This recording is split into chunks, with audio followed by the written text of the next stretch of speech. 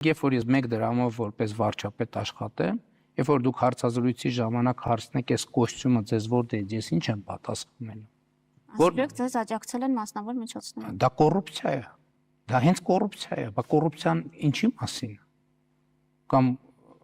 ընդհանրապես որ ասեք, բա ո՞նց եք սնվում եք, դուք ո՞նց եք ապրում։ Եվ այլն եւ այդպես շարունակ, բայց ինչ եմ պատասխանելու այդ հարցին։ Պարգևավճարների մասով ես երկար տարիներ ընդհանրապես պարգևավճար չեմ ստացել, բայց խոսքը ուրիշ բանի մասին է, ինստիտուտի եւ համակարգ ստեղծելու եւ կայացնելու մասին է։ Եվ աղքատության պայմաններում իմիջայլոց ուզում եմ նաեւ հետեւյալը ընդգծել, այն ինչ որ դուք ասում եք, դա պետության զավթման սցենար է։ Երբ որ պետությունը վերցնել եւ դնել մի կամ մի քանի մարդկանց գրպանում, եւ դա հենց օլիգարխիան է։ Հենց օլիգարխիան Հայաստանում երկար տարիներ եղել են պատգամավորներին, պաշտոնյաներին, ընդհանուր նախարարներին ծրարով ամեն ամիս գումար տալու ավանդույթ։ Եվ դա արձանագրված է քրեական գործերով, ընդ որում այդ քրեական գործերն ցուցմունքների վրա չեն հիմնված։ Խուզարկություններով ես գիտեմ դատարաններում գործեր կան արդեն, որ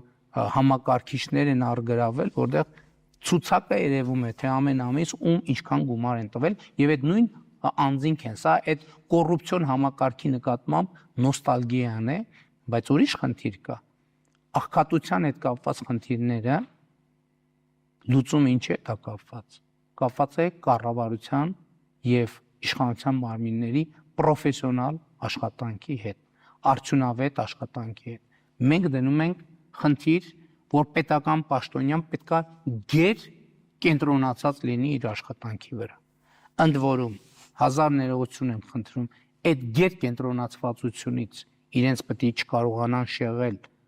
այդ թվում կոռուպցիոն հակում ունեցող տարբեր ուժերը եւ հազար ներողություն էս էլ կարող է եւ ընտանիքի անդամներն են պետք է չկարողանան պաշտոնյային շեղել իրենց գեր կենտրոնացած աշխատանքով սկսած նրանից, որ երեխու կոշիկի հարցը, ուսման վարձի հարցը, չգիտեմ, դպրոց գնալու եւ հետ գալու հարցը, ել չեմ ասում տուն գալիս հաց կբերես եւ այլն։ Հայտնի ժանրերը եւ այլն եւ այդպես շարունակ։ Եվ մենք խնդիր ենք դրել, որ Հայաստանում պետքա զրոյացնենք կոռուպցիան։ Եվ մենք երկար տարիներ աշխատում ենք եւ արձանագրում ենք, որ այո, մենք այդ թվում միջազգային վարկանիշներով մենք ահագին առաջընթաց ունենք կոռուպցիայի դեմ պայքարում, բայց մենք չենք կարողացել զրոյացնել կոռուպցիան։ Եվ որոնք են պատճառները։ Պատճառները այդ թվում այն միջավայրն է, որը փոփոխություն չի կրել եւ այս որոշումները առաջին հերթին քաղաքացիների համար է։ Տեսեք, մենք առողջության ապահովագրության համակարգ ենք ներդրել։ Այսօր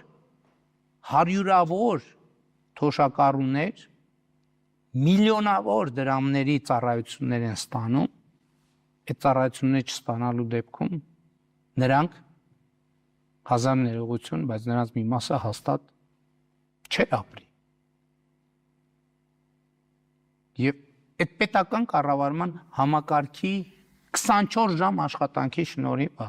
այդ արդյունքը արձանը։ Ես հիշում եմ, երբ որ ես սեպտեմբերին էր, թե օգոստոսին էր կամ նույնիսկ հոկտեմբերին է, ես խնդիր դրեցի, ասի բացառում եմ, չգաք ասեք էլի հետաձգեք։ Գնացեք 24 ժամ աշխատեք եւ համակարգը ներդրեք։ Այսօր համակարգը ներդրված է, բայց այդտեղ կա նաեւ բարոյական խնդիր, չէ՞։ Ես մարդուն ասում եմ, գիտեք, 24 ժամ աշխատի, այսինքն տուն մի գնա, ընտանիքի խնդիրներով մի լուծի, քո անձնական խնդիրներով մի զբաղվի, գնա աշխատի։ Հետո ասեմ, էս էլ քո մի դրամը, անհամատեղելիություն կա, որովհետև էլի եմ ասում, այդ ձեր ասած մի դրամները պետությունը արժեզրկելու մասին է եւ պետությունը կոնկրետ մարդկանց գրպաններում տեղավորելու մասին է եւ այն մարդիկ, ովքեր այդ մեծ գրպաններն ունեն եւ իրենք այդ գրպաններում ըստ ամենայնի դատարկություն են սկսել զգալ եւ խնդիր կա հրատապ ձևով այդ դատարկությունը լցնել Հայաստանի Հանրապետությամբ։ Ես համոզված եմ, որ մենք կառավարությունը, քաղաքական մեծամասնությունը, բայց իհարկե ժողովուրդը դա թույլ